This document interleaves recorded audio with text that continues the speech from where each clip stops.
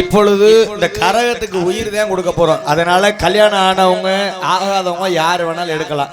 காலையில ஒரு 3 மணி அளவுல திரும்ப சாமி அழைப்போம். அப்ப கண்ணிகளையாத பிள்ளைங்கள் இருந்தா கண்டிப்பா அழைப்போம், இல்ல அப்படின்னா விட்டுரும். அதனால இப்ப யார் வேணாலும் எடுக்கலாம், கரகத்தை வாங்க வேண்டாம். கைத்தட்டி குழுவு சத்தாய் அத்தா இந்த கூட்டத்தில் உடக்கான பிள்ளைக்கு பொழுதாட பரந்தை கிடைக்கக்கூடிய நேரத்தில் ஒடிவாசாமி எல்லாரும் வந்து கரகத்தை எடுக்கணும்.